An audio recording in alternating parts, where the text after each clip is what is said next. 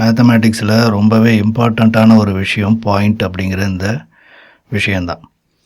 Point அப்படிங்கிறதுக்கு என்ன சொல்கிறாங்கன்னா, இட் இஸ் இன்டிவைசபிள். இன்டிவைசபிள் அப்படின்னு சொல்கிறாங்க. இன்டிவைசபிள் அப்படின்னா அதை பிரிக்கக்கூடாது. பிரிக்க முடியாதுங்கிறத விட பிரிக்கக்கூடாது. இப்போ நான் ஒரு பெண்ணால் ஒரு பாயிண்ட் வச்சிட்டேன்னா இது இன்டிவைசபிள். இதை இதுக்கு மேலே பிரிக்கக்கூடாது. நான் இப்படி பாயிண்ட்டுன்னு சொல்லக்கூடாது. இப்போ ஜஸ்ட் இப்படி வச்சோம்னா இது பாயிண்ட். இதை பிரிக்கக்கூடாது. இதுக்கப்புறம் இதை பிரிக்க முடியாது, பிரிக்கக்கூடாதுன்னு அர்த்தம்.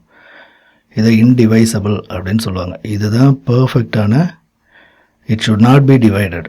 இதுதான் பர்ஃபெக்டான டெஃபினேஷன். ஆனால் மாடர்ன் மேத்தமேட்டிக்ஸில் சில புக்ஸில் என்ன சொல்கிறாங்கன்னா, பாயிண்ட்டுக்கு லென்த்து, பிரெட்த்து, ஹைட்டு, இது மூணையும் எல்பிஹெச்னு சொல்லுவாங்களே, இதை மூணையும் அவங்க டிஃபைன் பண்ணுறாங்க.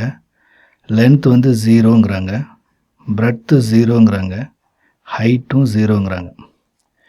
இப்போ 0 லென்த்து, 0 பிரெட்த்து, 0 ஹைட்டு அப்படின்னா அது இன்விசிபிள். இதுக்கு பேர் இன்விசிபிள். கண்ணாலேயே பார்க்க முடியாது.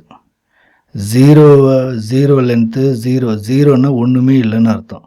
ஒன்றுமே இல்லாத விஷயத்த கண்ணிலேயே பார்க்க முடியாது. ஆனால் பாயிண்ட் கண்ணுக்கு தெரியும்.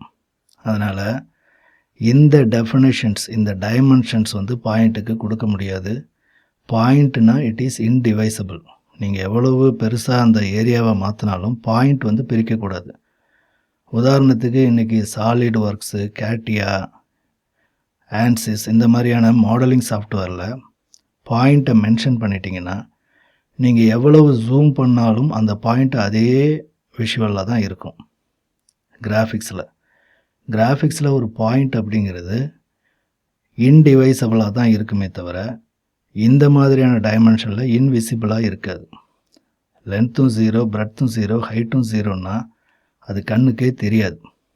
ஸோ இந்த டெஃபினேஷன் பாயிண்ட்டுக்கு கொடுக்கறது அந்த அளவுக்கு சரியில்லை.